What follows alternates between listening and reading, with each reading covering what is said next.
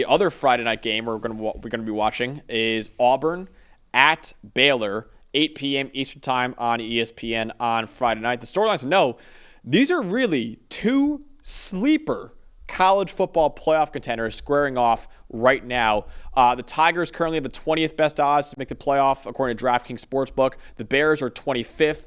The winner of this game really establishes themselves as maybe a top 25 team in the Week 2 AP poll, and also a candidate to crash the 12-team playoff, while the loser of this game falls behind the 8 ball after only 1 week. No, absolutely. This is one of the most fascinating games of the week, and one of the ones I had the hardest time picking going into it, because you have two teams really in the same spot in their conference. They have a lot of talent. They're trying to move up in the standings here. Baylor got raging hot at the end of the year last year until the bowl game, the loss to LSU. Auburn's got a boatload of talent, new quarterback in Jackson Arnold. They have a ton of receivers. They've got a good defense. I mean, you've got two teams that really do have high expectations for themselves this year within their respective conferences, and maybe you're right, two sleeper playoff contenders, but this is going to be a fun one. This is going to be a really fun one on a Friday night at Baylor. Two teams, I think the big thing is just looking to prove themselves, right? They have their doubters. They have their supporters, obviously, for sure, but I think that's what it is. This first one is going to set the tone for both of them. I think you got a great football game here. Absolutely. I can't wait to watch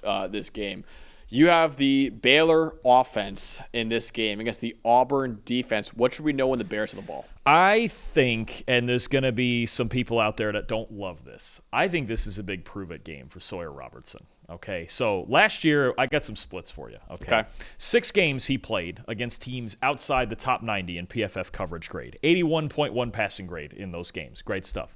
5 games against teams in the top 90, 4 of them in the top 50. 59.9 passing grade. So I need to see if he's going to be a little bit better. Auburn was 69th in coverage grade last year, and it looks like with that young crew they have in the secondary, they're going to be pretty good again this year. So that's one thing, level of competition. 2, something as I was watching Robertson, 2 things really one encompassing thing he struggles with when teams get aggressive on him. 2 things, the blitz and man coverage. He was a lot better against the standard rush than he was against the blitz last year. Against the blitz, 65.5 passing grade, 5 big-time throws, 8 turnover-worthy plays. He's got a long delivery. He's a former baseball player, has a hard time speeding things up and then making throws into man coverage. And obviously part of this, like we talked about with Dylan Raiola earlier, it's about the receivers separating. Josh Cameron and those guys on the outside separating more often.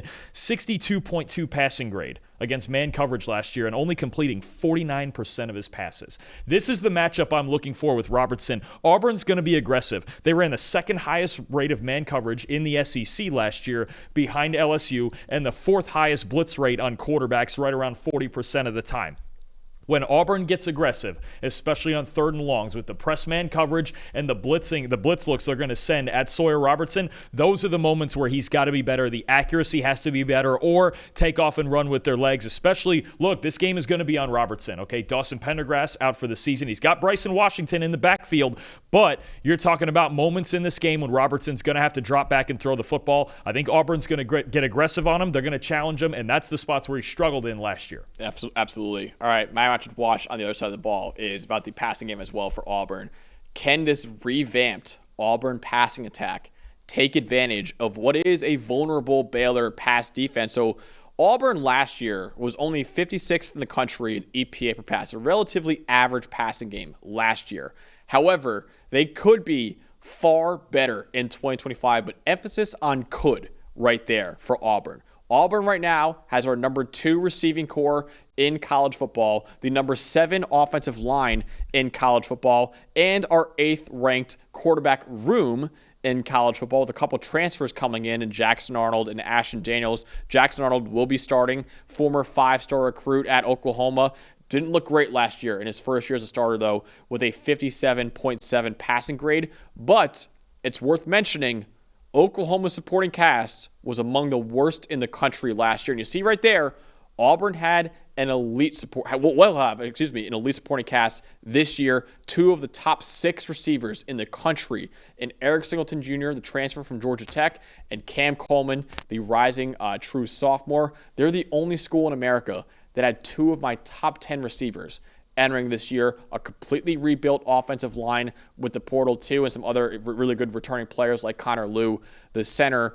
So really, it's a matter of, can Jackson Arnold play like the 5-star recruit that he was coming out of high school? And Baylor last year was 116th in coverage grade and 111th in pass rush grade last year too. That was the biggest weakness of the entire Baylor team last year, was their pass defense.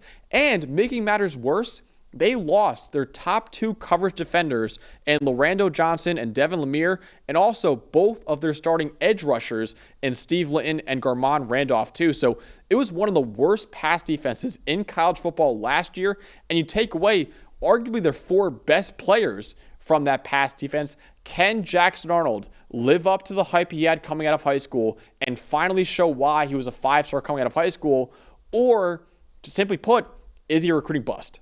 No, absolutely. I mean, I think that's the theme in this game, is that to me, it's 2 quarterbacks that really need to prove it on a big stage, right? And I know we got some good out of Sawyer Robertson last year, late down the stretch, but I think this is a big moment for both of them. And Arnold really is one of the biggest X factors in the country. If you get what Jackson Arnold was supposed to be, and I still think he's going to be used even in the run game a lot, in the option game, like we saw what we saw against Alabama last year when Oklahoma beat them with the running game and Arnold as the option threat. That's going to be big in Hugh Freeze's offense. He's still going to want to run the football even with all those weapons on the outside. But the receivers are the guys that Arnold should feel very, very good about. If Jackson Arnold hits, they could be a playoff team. Yeah, because they don't have some miserable SEC schedule or anything. Yeah. They don't have the worst one out of anybody, but this is a massive game. If they're going to make the playoff, they have to win this game. Yep. And Baylor, I don't know that that's necessarily the case for Baylor. We might get a feel for that, but this also, again, the Big 12 is more open. Auburn, if they make the playoffs, is going to be an at-large. I agree with that. I don't think they're going to win the SEC. Neither one of us picked them to win the SEC. That would be gutsy. I'm sure Zach Tantillo did, but I think the bigger thing is that you want to see both of these teams come out and play to their full capability. So I think it's a huge measuring stick for both teams, and especially both quarterbacks. So, in this massive Friday night game between 2 college football playoff sleepers, who will win? At the end of it all, I feel a little more comfortable with Auburn's talent, as long as we don't see Jackson Arnold or Hugh Freeze was messing around talking about, maybe all the quarterbacks will play. You see, they have 3 different play callers too. There's a lot of strange going on there. It's a different way to do it for sure, but I don't know. Maybe we see Ashton Daniels too. Maybe we see Deuce Knight also. I don't know. True freshman 5-star. We're kind of assuming it's Jackson Arnold. We've been assuming it's Jackson Arnold because that's not a small name you brought in the portal. But Ashton Daniels has starting experience too. Deuce Knight's very talented. We'll see. But there's more things about Auburn that I trust. I like the way their defense is structured to beat Sawyer Robertson. The receivers are just ridiculous with Singleton in there now and a sophomore in Cam Coleman who's going to be an absolute and great freak. depth behind them too. That really, to me, I think on both sides of the ball, the key here for me is Auburn can stay aggressive. They can push the ball downfield with those receivers. They can blitz Sawyer Robertson and get aggressive in man-to-man coverage and really challenge those receivers for Baylor to beat them one-on-one on the outside. I think Auburn's weapons have the ability to do that. I'm not sure that Baylor's do, and I'm not sure that Robertson, look, you can't complete 49% of your passes against man-to-man coverage because you know what teams are going to do? They're going to get more man-to-man coverage week to week, right? It's just going to happen more and more. I think Auburn's aggression wins in this game. If Baylor's going to win this game, they got to ride Washington and Robertson on the ground. Yeah. They have to slow this game down, and even then, it's Keldrick Falk in a pretty good front seven. You're talking about stopping the run, too. Auburn 34, Baylor 27. I don't think we mentioned it yet, but the loss of Dawson Pendergrass, who's one of the best number 2 running backs in the entire country. He's out for the entire season, unfortunately, for Baylor. That's a big loss. I mean, and because it just comes down to, and Bryson Washington, Bryson Washington's a workhorse. Absolutely, he's a workhorse. He's a top 15 running back in the country, yeah. But if he's going to be your only guy, and Robertson can run the ball himself too, it just thins out a little bit. And when there was times last year where you could go to Pendergrass as that change of pace and you felt really good about it, you don't have that this time around. This is a game where they could have really used him. I'm also taking Auburn 28-24. Should be a close game, but I really think Jackson Arnold will feel like a new man after having a horrendous supporting cast last year at Oklahoma with all the injuries they had in the receiving corps and the offensive line. He has a top 10 offensive line in the country and one of the best receiving corps in the country, too. He's probably loving life right now in Auburn. Saying, this is what football should be like, honestly. So Jackson Arnold will feel rejuvenated in this game, especially against a Baylor pass defense that's a lot of question marks right now.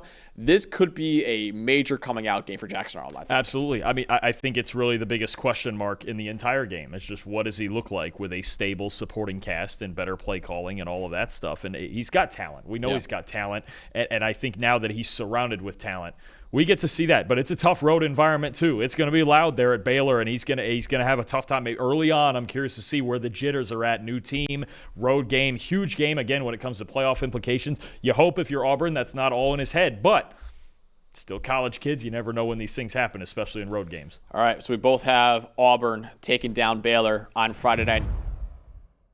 Hey, thanks for watching another episode of the PFF College Football Show. Please make sure you guys subscribe to the channel. Also, subscribe to PFF Plus at subscribe.pff.com for all of the same data and grades that we use in our show, plus fantasy tools, betting tools, and our mock draft simulator.